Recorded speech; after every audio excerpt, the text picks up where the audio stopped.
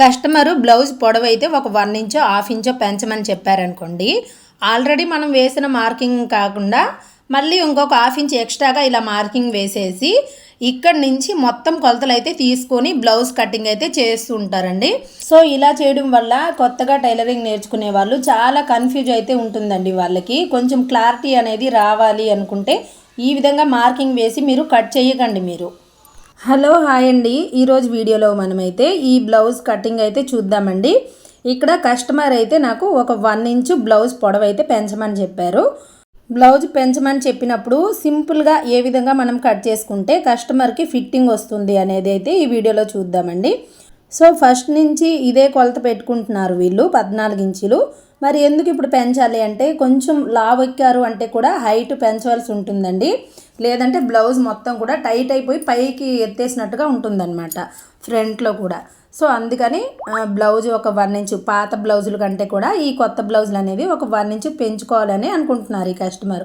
So అలాంటప్పుడు మనము ఏ విధంగా కట్ చేసుకోవాలో చూద్దాము. ఫస్ట్ అయితే బ్లౌజ్ ఒక పొడవు వచ్చేసి 14 ఇంచులు ఉంది. ఇక్కడ నడుం లూజ్ వచ్చేసి 31 ఇంచులు ఉంది. అంటే 32 ఇంచులకి మనము మార్కింగ్ వేసుకుందాము. ఓకేనా.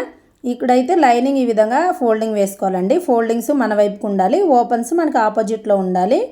అలాగే ఈ కింద వైపు చూసారా, మనకి తడిపి ఇలాగ ఐరన్ చేసుకున్నాక క్రాస్లు ఉంటాయి కాబట్టి ఇలాగ స్ట్రైట్గా ఒక మార్కింగ్ వేసేయాలి. తర్వాత హాఫ్ ఇంచు ఎక్స్ట్రాగా మార్కింగ్ వేయాలి. సో ఇక్కడ బ్లౌజ్ 1 ఇంచ్ పెంచమన్నారు కదా అని మళ్ళీ ఇంకొక 1 ఇంచ్కి ఇక్కడ మార్కింగ్ వేసి మళ్ళీ కట్ చేస్తూ ఉంటారు. అలా చేయకండి, మీరు కన్ఫ్యూజ్ అయిపోతారు మీరు. సో నార్మల్గా ఖర్చు కోసం హాఫ్ ఇంచు ఇక్కడ నడుము దగ్గర మార్కింగ్ వేసేసారు కదా.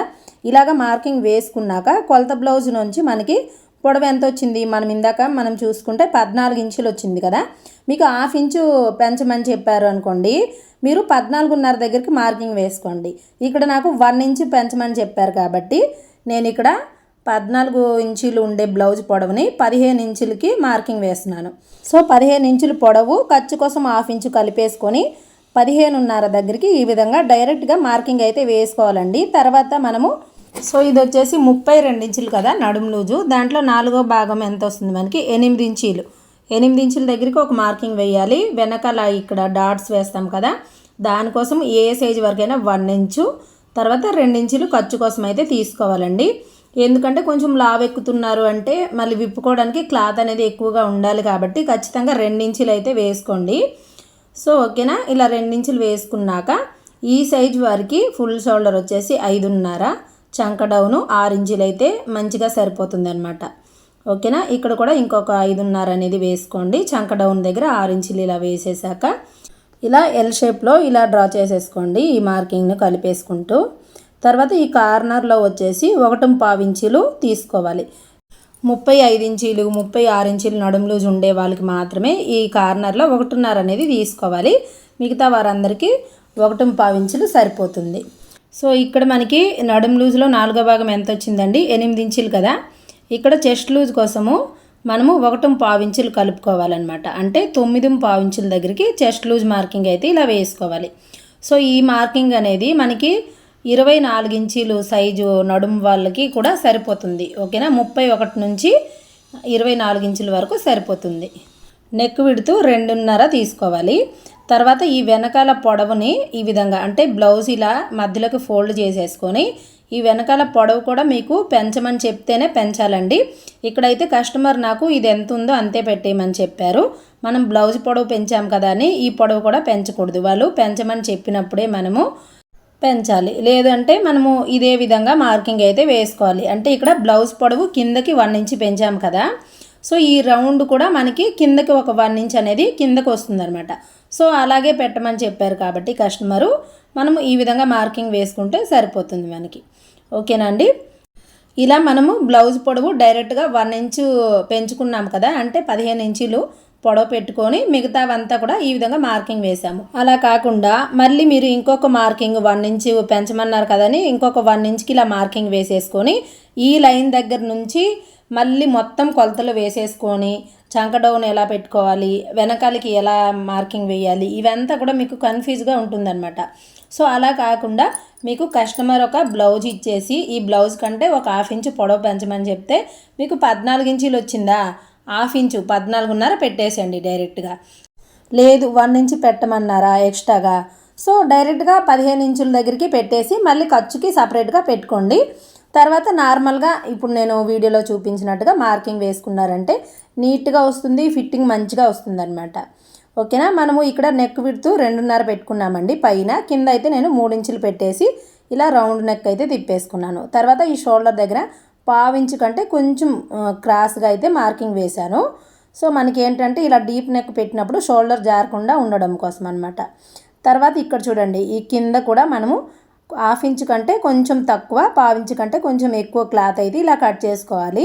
సో ఇక్కడ మార్కింగ్ వేశాను కానీ ఇప్పుడైతే కట్ చేయను అనమాట. బ్యాక్ పార్ట్ మొత్తం కటింగ్ అయిపోయాక ఫ్రంట్ పార్ట్ కూడా మనం కట్ చేసుకున్నాక తర్వాత లాస్ట్లో మనం కట్ చేసుకోవాలి. సో అర్థమైంది కదండి. లేదు మీకు నేను ఇంత చెప్పాక కూడా మళ్ళీ కన్ఫ్యూజ్గా ఉంది అంటే తప్పకుండా కామెంట్ చేయండి, నేను మీకు రిప్లై అయితే ఇస్తాను. ఇప్పుడైతే మనం బ్యాక్ పార్ట్ కట్ చేసుకున్నాం కదా, తర్వాత వచ్చేసి ఈ మిగతా పీస్లో మనము ఒక సైడ్ వచ్చేసి హ్యాండ్స్ అయితే కట్ చేసుకోవాలి. దీనికి ఇలాగ 4 ఫోల్డింగ్ వచ్చేలాగా వేసుకోవాలి. ఇటైతే ఒక 2 ఇంచులు తగ్గించి ఇలా ఫోల్డింగ్ వేయండి. ఇలా ఫోల్డింగ్ వేసేసాక ఇప్పుడు ఈ చంక రౌండ్ మొత్తం కూడా చెక్ చేసేసుకోవాలి. ఖర్చుతో పాటు కలిపి చెక్ చేయండి, అంటే పైన 1/2 ఇంచు వదిలేయకండి, మొత్తం కలిపి ఈ రౌండ్ మొత్తం కొలుచుకుంటే మనకి 11 ఇంచులు అయితే వచ్చింది. సో ఈ వెడల్పు మనకి ఒక 1 ఇంచు తగ్గించి 10 ఇంచులు అయితే ఉండాలన్నమాట. ఈ క్లాత్ ఒక వెడల్పు ఇలాగా 10 ఇంచులు అయితే ఉండాలి.